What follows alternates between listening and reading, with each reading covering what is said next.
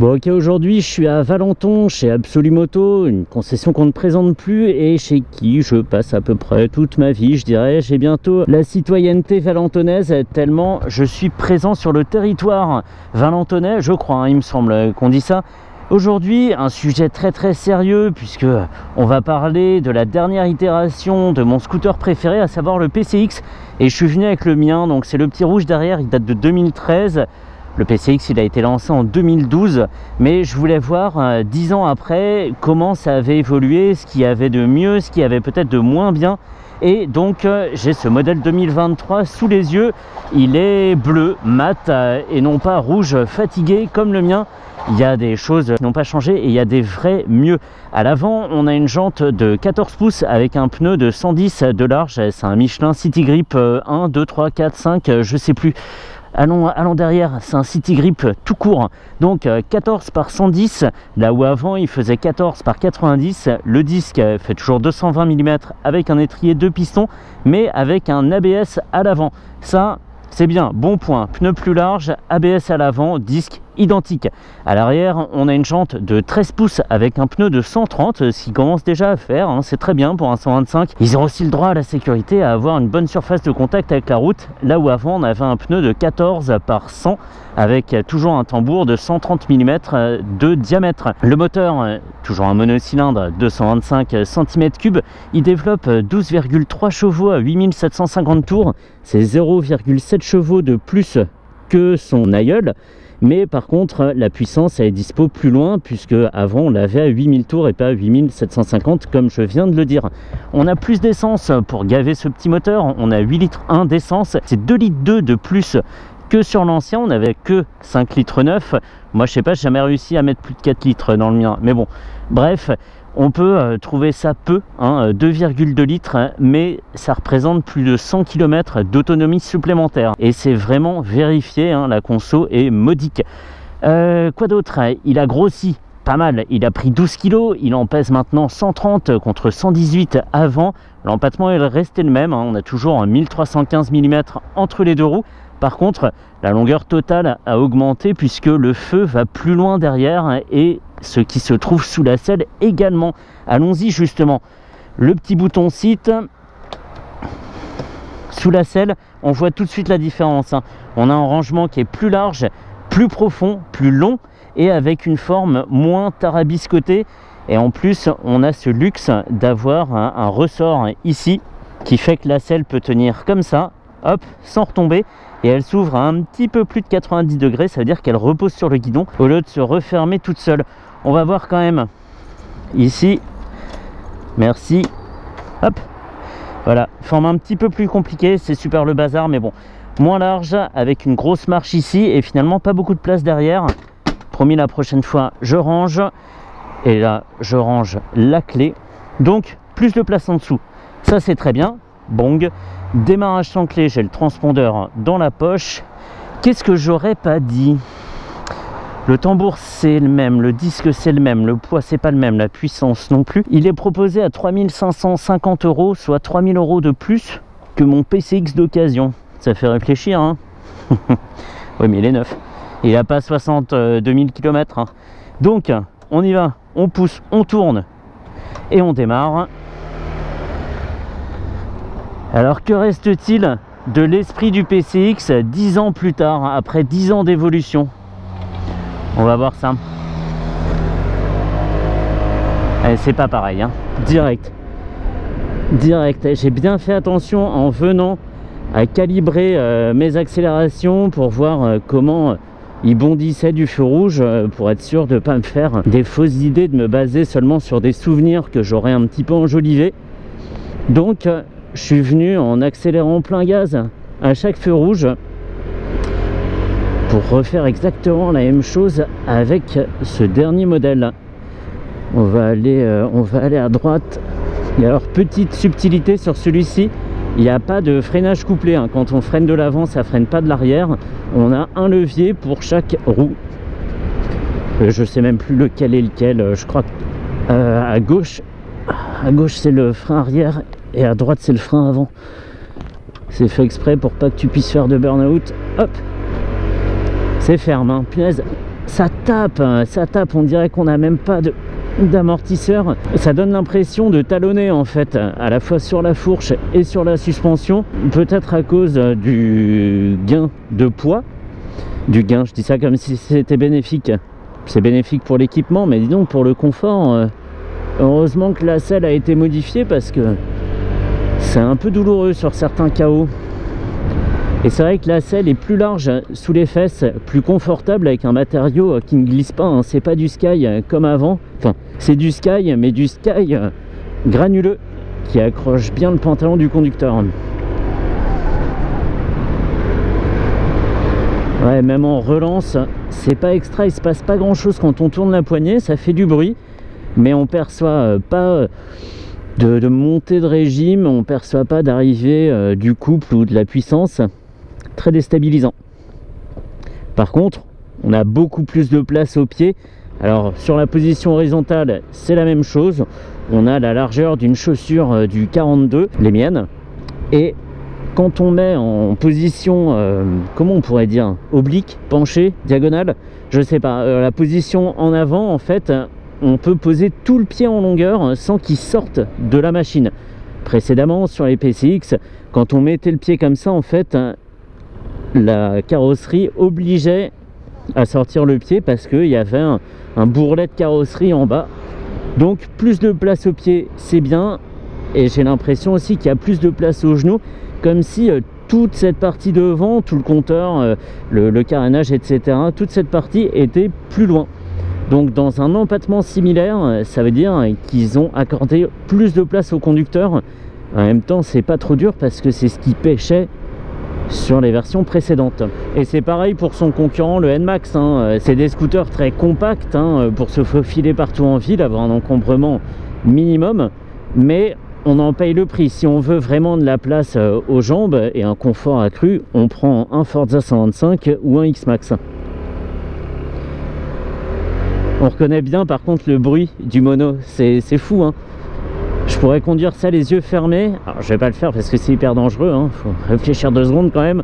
Mais dans son fonctionnement au démarrage, on a ce petit réveil du moteur qui est resté strictement le même. C'est sympa, ça fait partie de l'ambiance. Quand on connaît le PCX, on se sent comme à la maison. Alors le tableau de bord, il avait déjà évolué, hein, plusieurs fois. Et là, il en est à quoi? À sa 3e ou 4e version.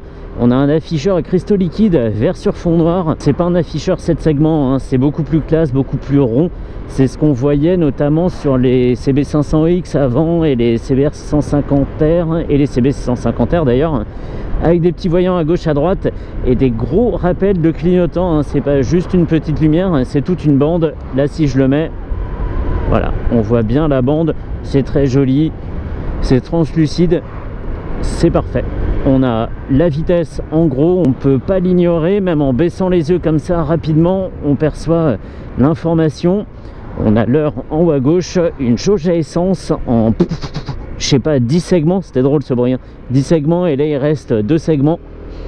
On a une conso moyenne, un totaliseur et on peut choisir les informations en quittant la poignée de gauche et en appuyant sur un bouton. Donc trip HSTC, je sais pas, je connais la banque HSBC mais pas HSTC, trip. Ok, ça fait déjà beaucoup plus d'infos que précédemment, puisqu'avant on avait une jauge à essence, un trip et un totaliseur, hein. Donc franchement là c'est nickel. Puisque je suis à parler de tout ce qu'on a sous les yeux, il y a quelque chose qui me choque et je l'ai vu tout de suite, hein, quand j'ai vu le scooter en concession. C'est ici, il y a une gaine avec une sorte de petite brique rectangulaire dessous, le tout enroulé de Chatterton. Chatterton qu'on achète chez Leroy Merlin, hein, pas un truc classe super beau, hein. Ça fait un peu comme si on avait rajouté un composant après coup et qu'il n'était pas sorti d'usine comme ça. Je sais pas où il est assemblé. S'il est assemblé en Thaïlande, ça peut justifier ce faux pas. Et j'y suis pour rien, c'est comme ça, hein. Les machines Honda assemblées en Thaïlande sont un petit peu en dessous en termes de finition des machines assemblées au Japon. Oh, là il a de la pêche là, effectivement. Le mien, arrivé à 90, il n'y a plus rien à en tirer. Il faut prier pour qu'il n'y ait pas une pente sur le trajet parce que sinon tu recules. Donc ça c'est vrai, en vitesse de pointe on est à 105 km/h compteur sur l'ancien même je devrais l'appeler. Et ici je vais me mettre en position aéro, on devrait les dépasser hein, tranquillement.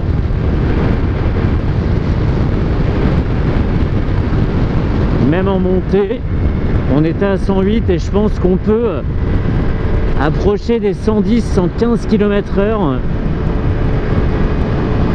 Et comme l'ancien PCX, même sur l'angle, même avec des roues de 14 et 13 pouces, ici, on est tout à fait serein sur le guidage. Il y a juste cette suspension ferme qui se rappelle à moi sur tous les chaos de la route. Et c'est vraiment pas agréable. Et comme il n'y a pas de réglage, ce sera pareil pour tout le monde hein. C'est pas une question de vous voyez là il est sorti d'usine, on va régler à détente la compression. Non, là c'est stock et tout le monde aura ce désagrément. Allez, là on a encore de la ressource, donc on n'est pas ridicule. Voie de gauche direct. Il y a de l'allonge hein. Il y a plus d'allonge. La puissance est disponible plus haut hein, je l'ai dit, à 8750 tours contre 8000 précédemment. Et ça se sent, il y a un regain de puissance. On peut rouler tranquille comme ça à 90, mais quand on tourne, il y a encore de la dispo. Et ça, c'est une vraie différence. Plus le confort de la selle. On a vraiment fait un bond. Il s'est embourgeoisé, hein, ça c'est vrai, il a pris du poids au passage. C'est vrai aussi, hein, plus d'équipement, plus de confort. Et donc les performances en ont pâti, surtout l'accélération entre 0 et 50 km/h, ce qui faisait le point fort du PCX de première génération et de deuxième génération aussi. C'est dommage parce que il est connu pour ça, ce modèle, pour son explosivité au démarrage, et là il l'a perdu. Voilà, c'est une sorte de gentrification du PCX. Avant il était en basket et en survette, et maintenant il a un monocle et un haut de forme. Voilà, c'est un petit changement de style. Par contre il a gardé son look un peu fun, et ça c'est parfait. Elle était sympa cette manœuvre hein, à côté du camion. Oh là là, j'arrive quand même à m'amuser avec hein. Mais c'est vrai que maintenant on est plus près du Forza, sans s'en approcher complètement, que de ce que était le PCX précédemment. Allez, on met les petits pieds devant. Sur le mien je les mets jamais devant comme ça, parce qu'il n'y a pas la place. On a les pieds en canard et puis c'est ridicule quoi, ça fait prise au vent, ta basket qui s'envole et ta consommation qui grimpe. Donc je le fais pas, mais là on est bien protégé et c'est parfait. On a gardé aussi cette sorte de hub qui regroupe tous les câbles dans un pivot assez ingénieux, et tout disparaît de la vue du pilote sauf ce petit carré de sucre là dans son Chatterton. Alors c'est bien quand tu as un coup de mou hein, tu le retires et voilà, tu as des sucres rapides tout de suite. Ouais, je pense pas que ce soit vraiment un morceau de sucre, mais c'est très moche.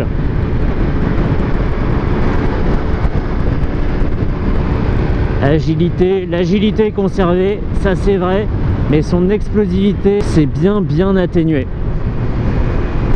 Toujours un plaisir de le conduire, cela dit. Et en bleu comme ça, bleu mat, je sais pas comment ça vieillit, mais en tout cas il déchire. Je le trouve très beau. Wouhou! Ah ouais. Un freinage avant, bien. Incisif, nickel. Même dans la précipitation comme ça, sur un freinage d'urgence, tu peux lui faire confiance.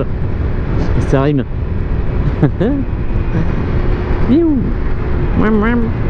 Allez, je me rentre. Direction Valenton.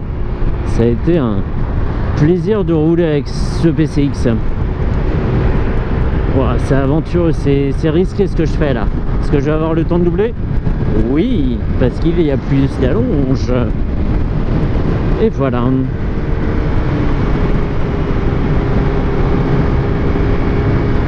On va faire un freinage ici. C'est bonus hein.